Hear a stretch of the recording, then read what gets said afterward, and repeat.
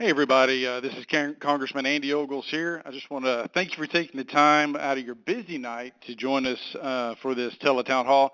I am thrilled and excited to have joining me Congressman Matt Gaetz from Florida.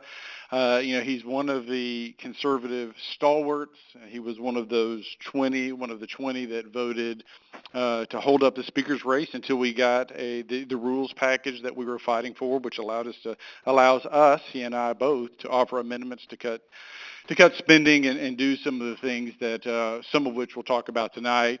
He also voted against the debt ceiling as well because we both thought it was a bad deal for America. But since we've last spoke, we've one of the things that we've worked on is the NDAA, that's National Defense Authorization Act.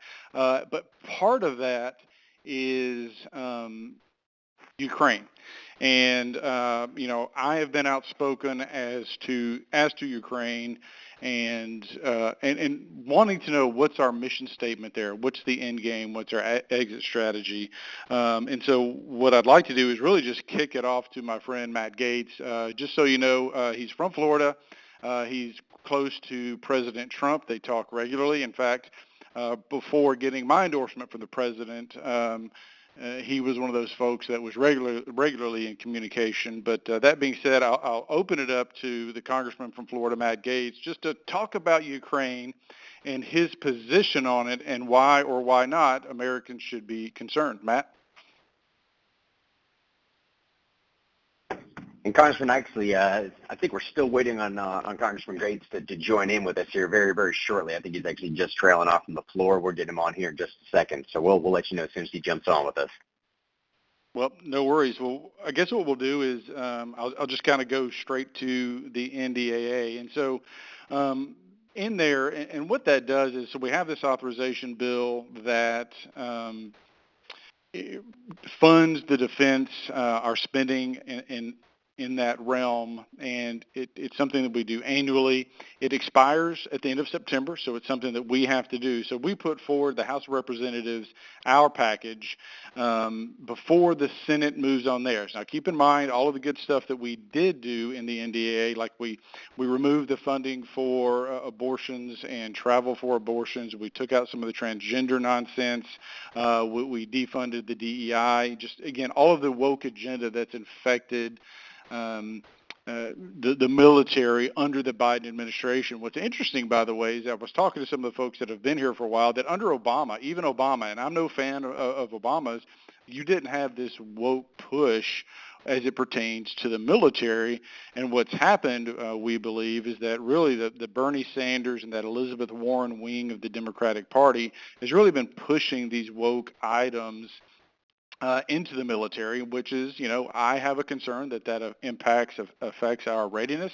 When you have someone, I just read a news report today talking about if someone was wanting a transgender reassignment surgery, whatever that's called, that excuses them from having to be deployed. It excuses them from some of the requirements that every other soldier that signs up to join the military is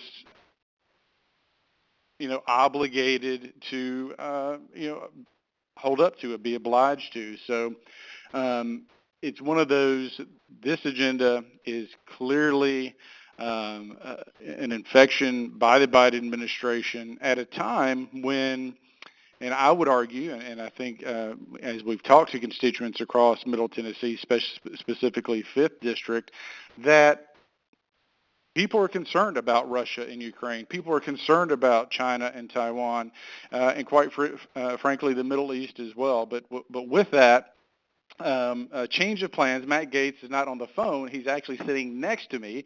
So that was the delay and why I had to, quite frankly, pontificate for a minute. But with that, I'll kick it to my friend Matt Gaetz from Florida. Matt, take it away. Oh, thank you, Andy, and I'm grateful to be on the phone with so many great folks from the volunteer state. We've been fighting here in Washington right alongside your great representative, Andy Ogles, to ensure that we're putting the needs of our fellow countrymen first. We think that $115 billion in drawdown authority in Ukraine is certainly excessive, and while there's work to do to convince a number of our colleagues of our America First position, one thing I'm really proud of is that in our defense bill, we've got stronger requirements for oversight and for monitoring so that the hard-earned taxpayer money of folks in Florida and Tennessee isn't spilled all around the world as some think that America should be the world's policeman and the world's piggy bank. But I also wanted to share an update with folks from Tennessee about some of the oversight work we've been doing over the Department of Justice and the FBI, particularly given the news of our events. And you're very lucky you have a congressman like Andy Ogles that fights hard for the rule of law. And I've seen from my posture on the Judiciary Committee that oftentimes not everyone in Congress does. Again, if you're joining us now, this is Congressman Matt Gaetz. And when I questioned FBI Director Christopher Wray, I wanted to showcase to the whole country that they are not looking at the obvious. They are not willing to acknowledge the obvious. We have a smoking gun text message from the son of the president shaking down a Chinese billionaire. We have wire transfers through pass-through companies that performed no services and made no goods, and those pass-throughs economically benefited the Bidens. And it was oftentimes a very cast of shady characters from all over the world that were funneling money into an influence peddling operation. And so then the question becomes, what are we going to do about it? And I know that's what a lot of you are going to talk to your great Congressman Andy Ogles about. We have to use not just the power of subpoena, but the power of the purse. I believe we have to immediately curtail funding for the authorities that have been violated. Even the Obama-appointed Inspector General said that the FBI was conducting 38 illegal searches an hour in their queries. And that's catching people up in a surveillance state without regard to our Constitution or the Fourth Amendment. And so we can't just be concerned about these things. We have to cut the money off. And that's why in the coming weeks, Congressman Andy Ogles and I, and again, this is Matt Gaetz, we're going to be working side by side to make sure that we're not continuing to fuel a woke and weaponized government against the people of the country. That means we got to spend less. It means we've got to also curtail authorities that are consistently abused. And if we do that, I think we'll have a just budget. And then you have to have the leverage to stick to it.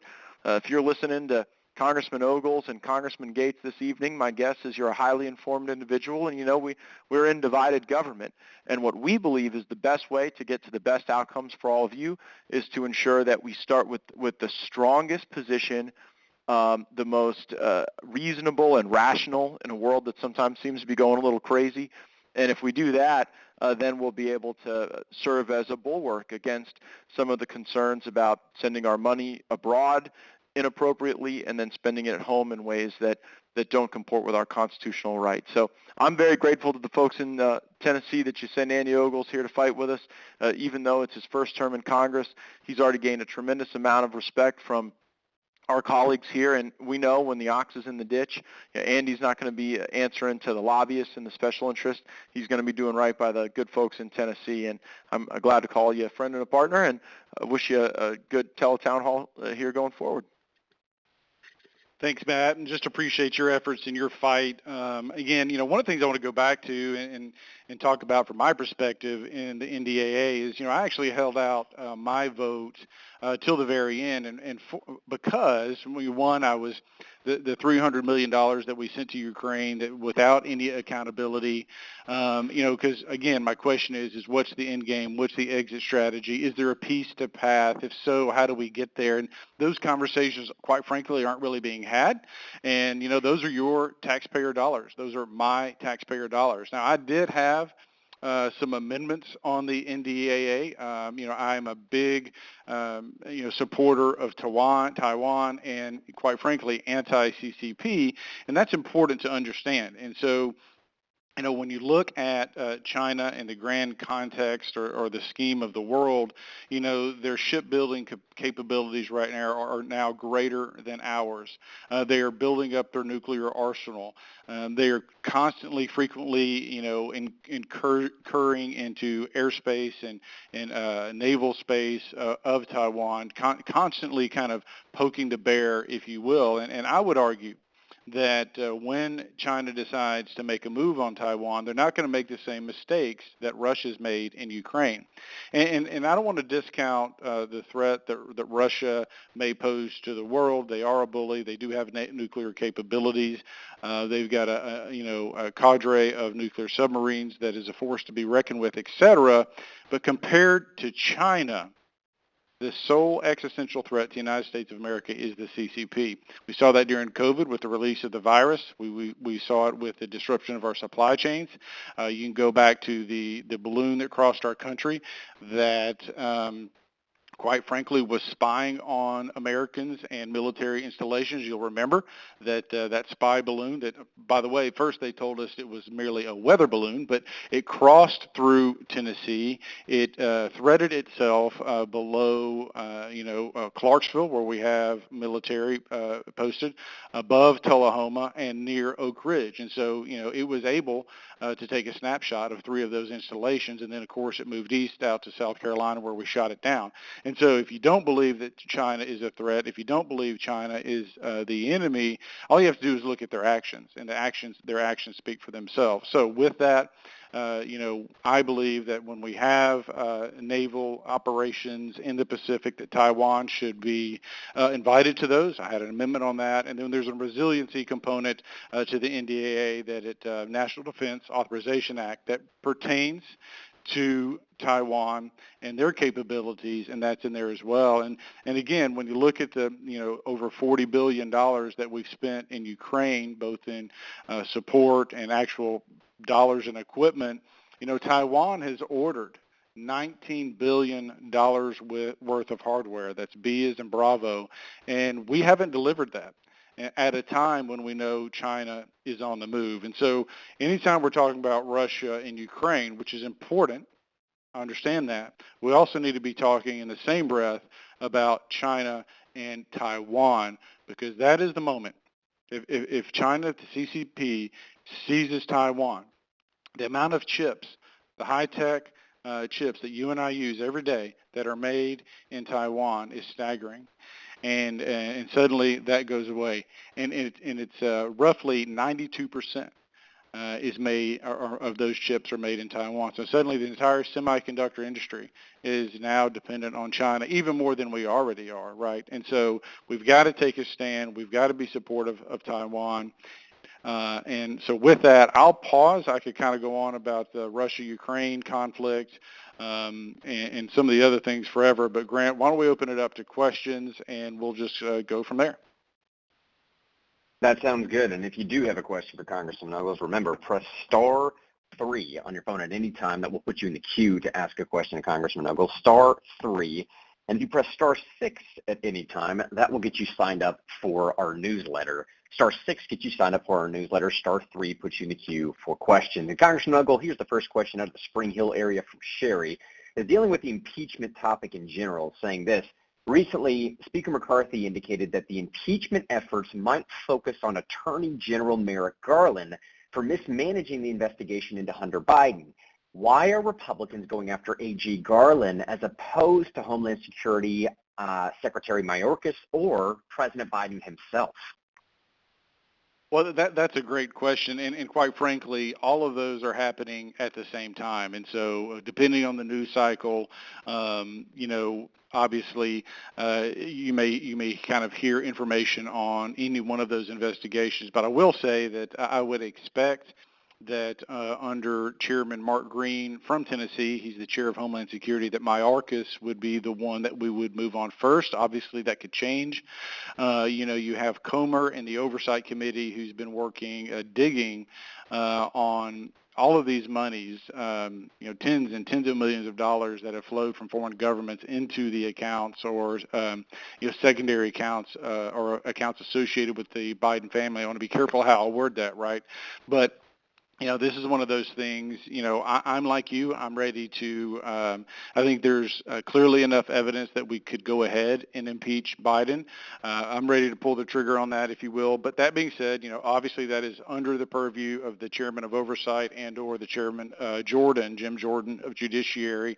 I'm willing to defer for them for a while and let them build their case and lay that out before the American people. But at some point, to your point, Sherry, it's time to go. It's go time, and I think it's important to understand that if you or I did some of the activities that the Biden family has conducted, we would be in prison, or if you and I had a bag of cocaine in the White House, we would be in prison. And I say that kind of in jest, but I mean, when it comes to the cocaine that was found in the White House, I mean, come on, how many cameras, how many Secret Service agents, they know who that belonged to, but they're brushing it under the rug like they've done everything else. And then meanwhile, you and I, hardworking Americans, are facing record inflation. Everything costs more, whether it's fuels, bread, milk, et cetera. There's uncertainty in the economy. And then, of course, as we've, started the conversation, our enemies are on the move, both China and Russia. And we're at a tipping point in this country, and I think the next 18 months, 24 months are going to be historically significant for the future of our nation. That's why I'm up here fighting so hard.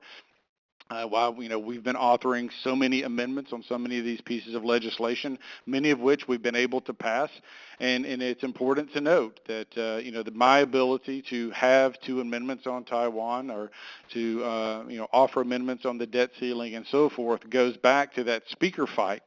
Where I held out my vote, and we went all of those rounds, is so that I could offer amendments, so that I could fight for Tennessee, Middle Tennessee. And so, Grant, we'll kick it to another question.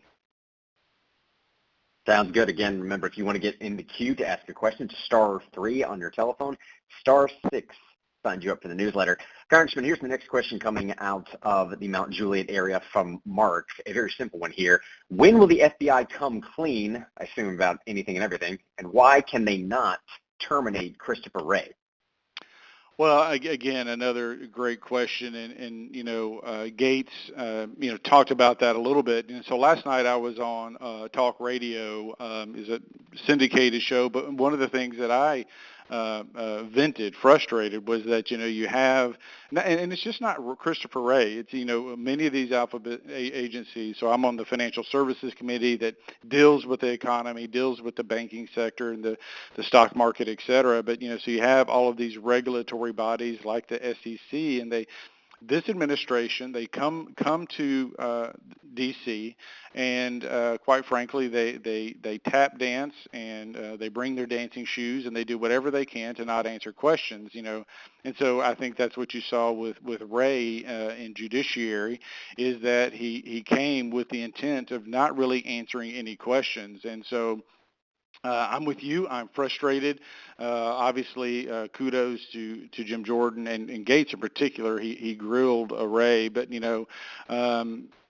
I think that as we move forward, and of course this is an official call, so I have to be careful on how I word this, but we need transition here. We need new leadership. That's why it's important. John Quincy Adams called the House of Representatives the People's House.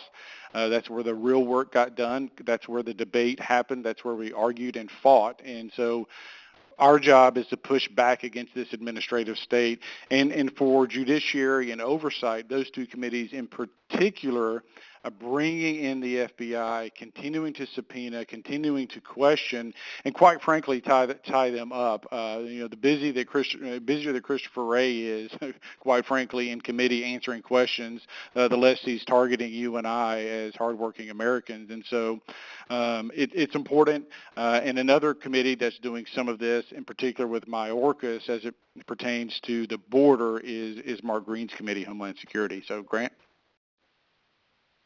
Throughout the rest of the evening, we will actually be doing a few poll questions as well, just to gauge the opinions of those in our audience. So here comes the very first of 3 poll questions for tonight. You press 1 for yes in this question and 2 for no. 1 for yes and 2 for no. Here is the question. Do you think Biden is responsible for rising costs? Press 1 for yes, 2 for no. Do you think Biden is responsible for rising costs? Press 1 for yes, 2 for no. And as they answer that question, Congressman, we will ask the next question here from Steve from the Mount Juliet area. He asked a question about the Ukraine war. This is what he says. Why is the congressman, or why the congressman thinks that the Ukraine war is so important when Ukraine violated the peace settlement? And then he follows up by saying, why are we sending vital resources over there? Yeah, and so, press *6 if you want to be kept up to date on, as we take positions on these things like Ukraine, like China. You'll get the newsletter, so that's really important. It's the quickest way. When I do my update, for the video update for Washington, we shoot it out in the newsletter first, and so it's probably the fastest way for us to communicate to you on what we're doing on these important issues. But that being said, I'm actually one of those, I voted to pull the $300 million to not fund that in Ukraine. I voted against sending the cluster munitions to Ukraine. And so I'm actually been one of the voices up here that's pushing for one. So I'll give you an example. This is a little bit wonky, and so forgive me, just be patient with me, but it's called Lend-Lease. And so you have all this military equipment that we give to Ukraine. And it's a lease, meaning that there's terms. They're going to pay us over some period of time. The problem is, when Lend-Lease is, as it's currently being used, there are no terms, right? And so what we're saying is like, look, if this is going to truly, if the equipment that we're giving Ukraine, in the same way we might give equipment to Taiwan or Israel or any other ally, right, is that there's terms, say maybe 5 years, that they're going to compensate us, whether in some form or fashion, right? You can set out terms for that Lend-Lease. Well, we're not doing that with Ukraine. And my suspicion is what will end up happening is that it'll never be enforced. There'll never be terms in the agreement. So in other words, it's just a gift. And so look, if we're going to give them all of this equipment and it's a gift, let's be honest with the American people. Let's acknowledge that fact, and then let Congress do its job and appropriate it. So I've been an outspoken voice of what's our end game, what's our exit strategy, what's peace look like. Let's stop funding an endless war until we answer those questions.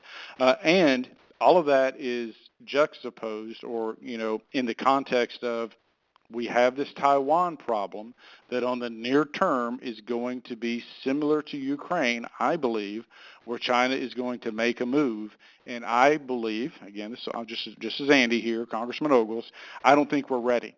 And every dollar we spend, every munition we send to Ukraine, are we doing the same thing in Taiwan? And the answer to that question is no. Here are the results of that last poll question, just so you know. The question, to remind everyone, was, do you think Biden is responsible for rising costs? 92% said yes, 8% said no. Here's poll question number 2 for the night. Again, press 1 for yes, 2 for no. Here's the question. Do you think we need to impeach Secretary Mayorkas over his handling of the border? Do you think we need to impeach Secretary Mayorkas over his handling of the border? Press 1 for yes, 2 for no. 1 for yes, 2 for no. And Congressman Ogles, as they are answering that question right now and getting back into the queue with us, let's put together 2 different questions here. Stephen asked this question.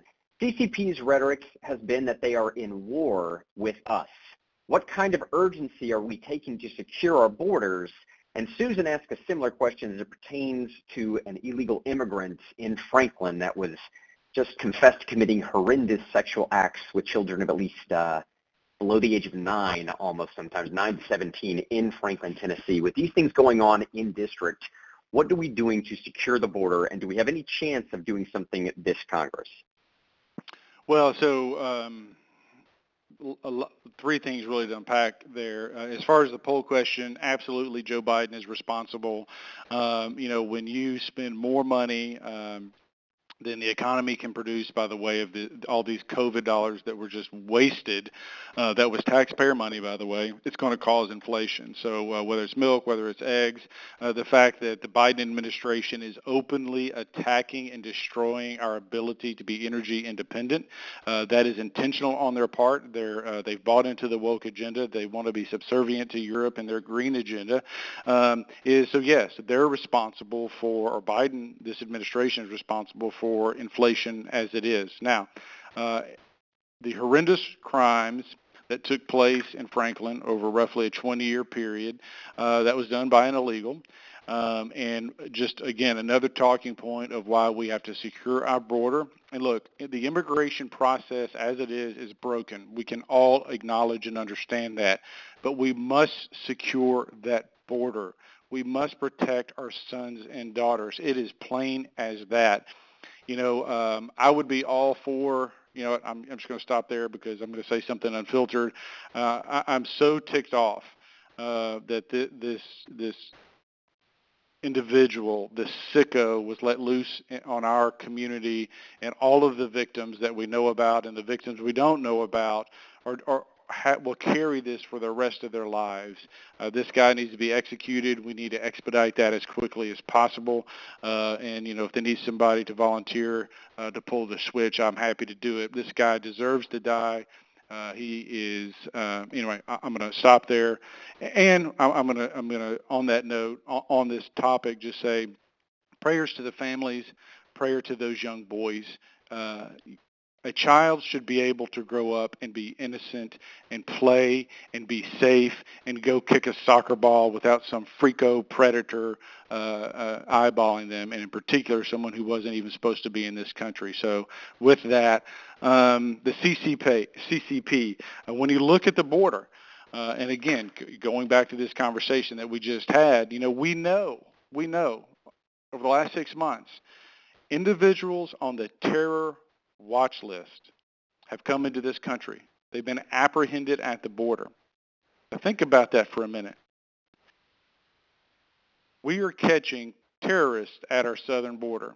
Meanwhile, the left says, oh, we're incompassionate, and they call us names and say how we're inhumane. It took less than a dozen folks to bring down the Twin Towers. And yet we've allowed roughly 200 terrorists into this country, or we've apprehended. Those are the ones we know about.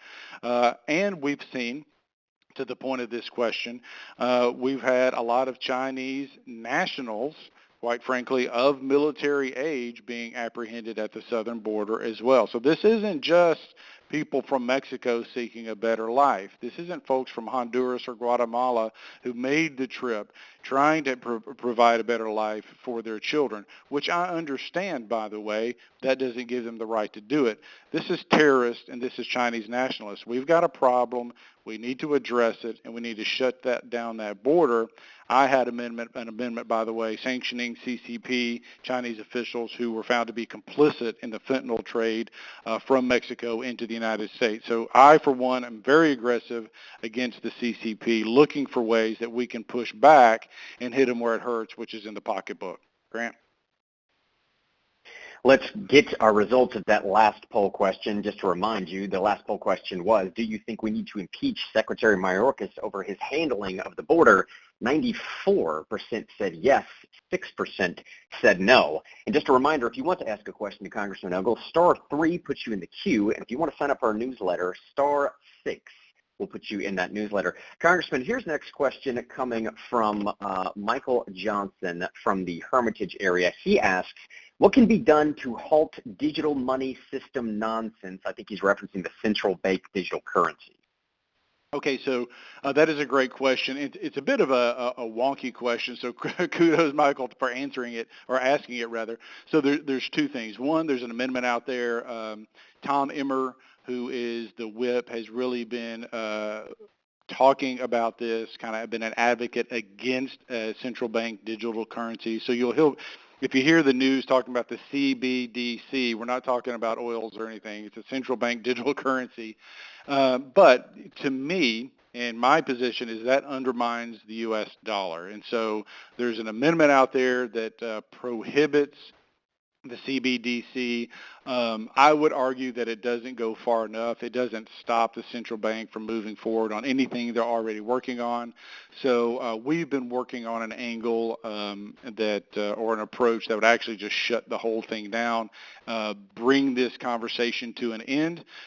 We are the country of the greenback, the American dollar. It is the world's currency. It is the currency in which energy, oil is traded on. We need to do everything within our power to protect that. And a central bank digital currency, quite frankly, would undermine the U.S. dollar, and I would argue it opens the back door to this whole social scoring thing that you're seeing in China, where suddenly they can turn off your bank account if you're not green enough, or if maybe you're buying too much milk. They don't think you should have that much milk, so they can just turn off your bank and not allow you to buy milk. Or maybe you're someone like me who likes guns, and they see that I've hit my limit, my lifetime limit on ammo. They'll prohibit me from ever being able to buy ammunition again. That's how the central bank digital currency could be weaponized against you, and why, as someone who believes in freedom, who believes in liberty, you have the right to use a credit card if you want to. You have a right to have a pocket full of cash if you choose to. That's up to you, and the CBDC, the digital currency, would undermine that, and I'm vehemently opposed for us to move down that path. Grant? Again, everybody, *3 puts you in the queue to ask a question to Congressman Ogle. *6 signs you up for the newsletter. Congressman, there are 2 or 3 questions here coming all in the same vein of election integrity. Max from Brentwood, Tom from Brentwood, and then also Mark. Let's ask the one from Max here. He says this: what are we doing to ensure 2024 election will be fair and 2020 does not happen again? Yeah, and so election integrity is a number one issue facing, regardless of your party persuasion, right? We need to have honest, open, transparent, secure elections. I mean, that is in itself the foundation of our republic.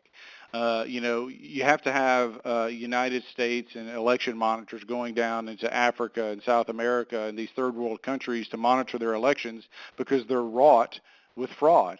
And I think many people, myself included, think some of the states in the United States have the same problem. And so, what I am going to challenge is that this is something. So the elections are under the purview of the states. That's very important. That is a state issue. You don't want Congress suddenly managing our elections.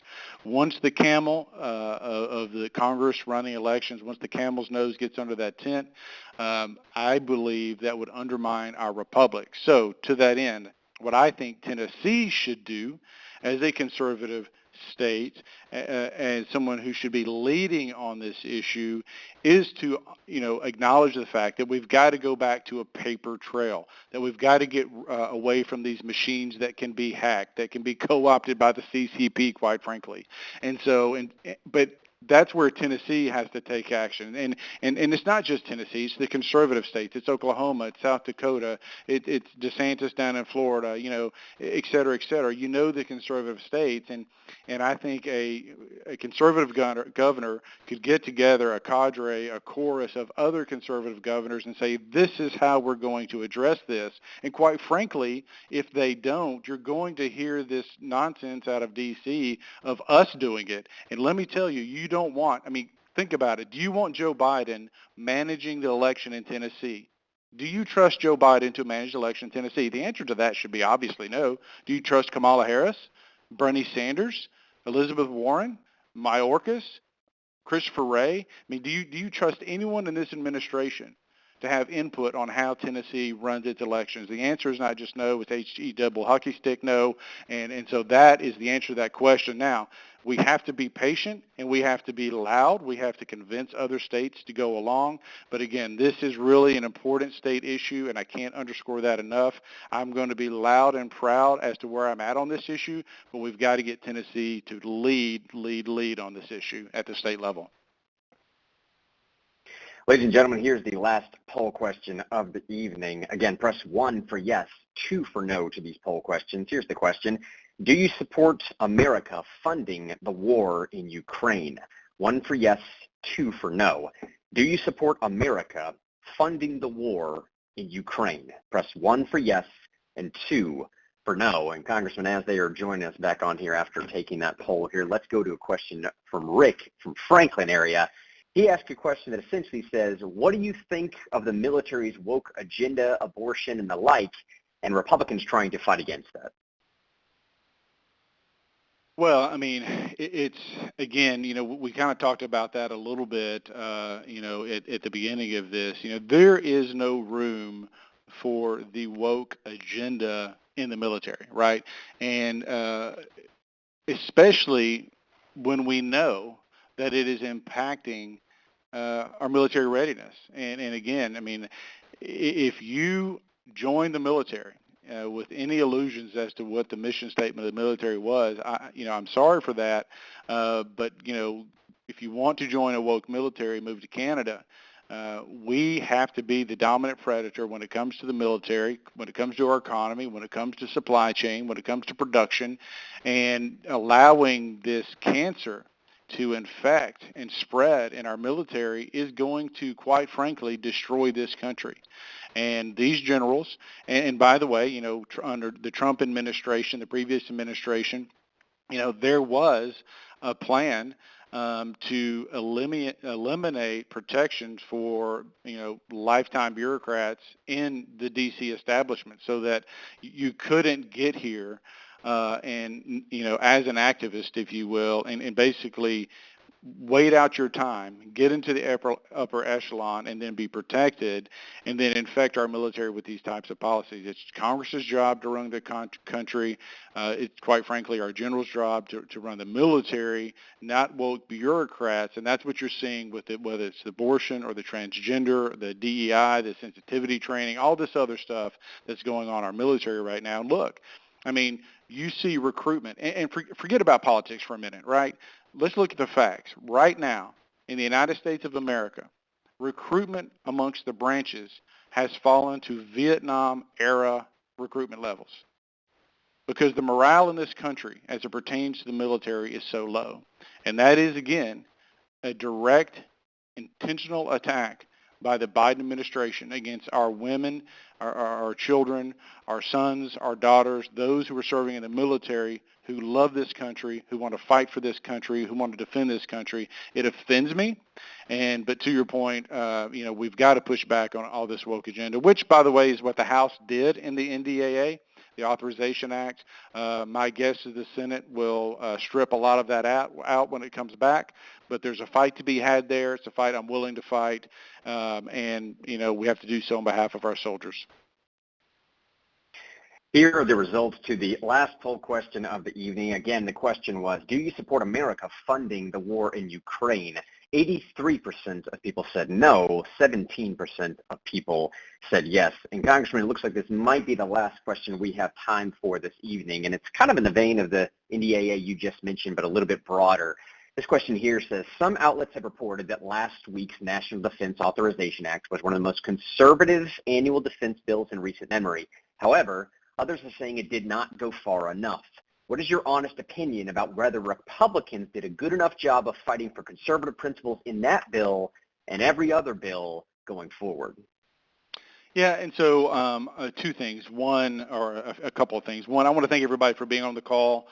Please hit *6. That's really important. It's the quickest way that I can communicate to you, especially if we have something that's urgent or breaking.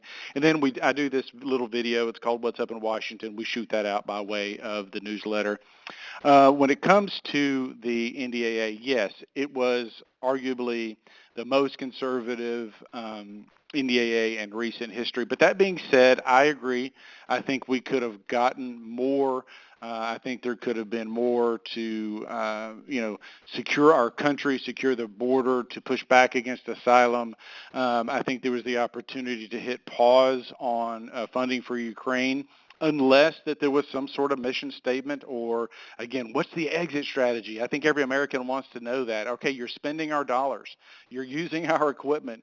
The White House just called up 3,000 reservists, potentially in the near future putting Americans in harm's way. Like, tell me why we're doing that.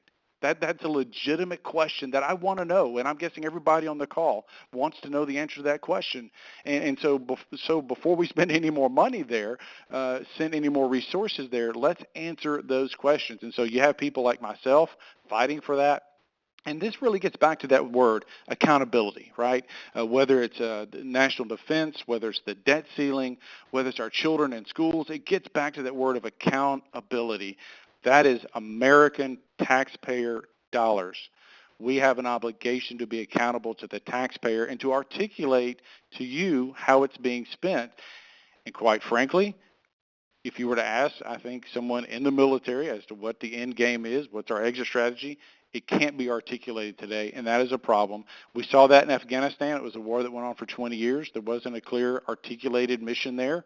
There wasn't a clear articulated exit strategy, which is why under the Biden administration you saw the debacle of an exit strategy where we just left billions of dollars worth of equipment. We abandoned a state-of-the-art runway, and our enemies are watching and taking note.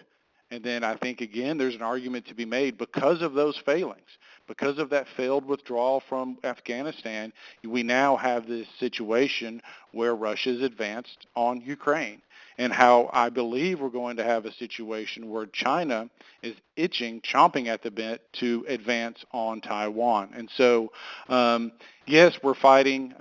The hard part about, kind of getting back to the heart of the question about conservative wins, we're getting conservative wins. The problem is the Senate drops the ball all the time, and a lot of those wins don't actually get put into law because the Senate doesn't do its job. But we'll continue to fight. I'll continue to be a loud voice for conservatism, fighting for Tennessee. I mean, Tennessee arguably is one of the most conservative states in the country. The 5th District is a very conservative district within the state of Tennessee. I'm up here fighting to that end. Again, I think all of you hit *6, join the newsletter. Thank you for being on the call. It is truly an honor to serve you. My family, they obviously bear the brunt of me traveling so much, but even they understand that it's important that we fight for our country, and it's a sacrifice that we as a family are willing to make. It's an honor to serve you. Thank you, and God bless.